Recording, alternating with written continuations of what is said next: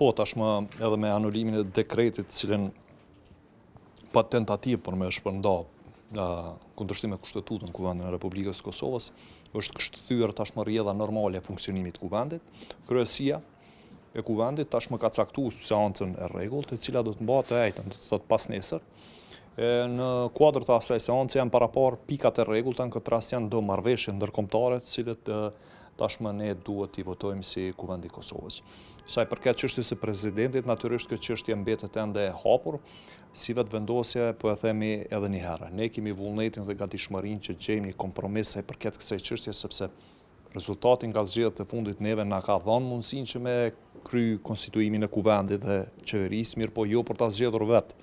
Pra, çka po duhet të them është se ne jemi të detyruar të ulemi diskutu me partitë opozitare, të cilat fatkeqësisht për arsye të tyre po e mbajnë peng çështjen e zgjedhjes së presidentit të Kosovës. Prandaj, krejt kjo do të mvaret gjatë takimeve që do t'i kemi në ditët në vijim me përfaqësuesit e partive opozitare, dhe se uroj që do të reflektojmë pozitivisht dhe Kosova ta tejkaloj këtë krizë pa nevojshme, e cila ka rrezik që të na çon në zgjedhje, pra po them të panevojshme. Janë tema të hapura. Gjithçka është e mundshme, ne nuk është se kemi ndonjë pozicion, kështu, këmbgulës. Natyrisht do të donim që propozimet tona të merreshin parasysh, por se duhet të dëgjojmë edhe ata që thonë një herë.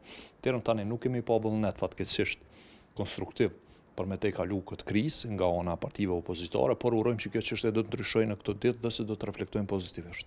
Po, ende është hera të flasim për këtë çështje, meqense nuk ka ndodhur takimi.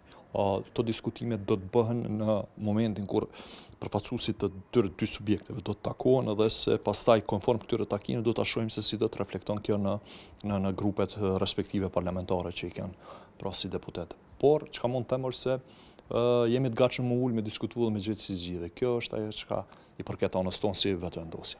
Tashmë ne kemi emrat, i kemi propozuar. Pra janë emrat të cilët kanë kredibilitet dhe mbështetjen e fuqishme të grupit parlamentar të Lëvizjes së Vendosje.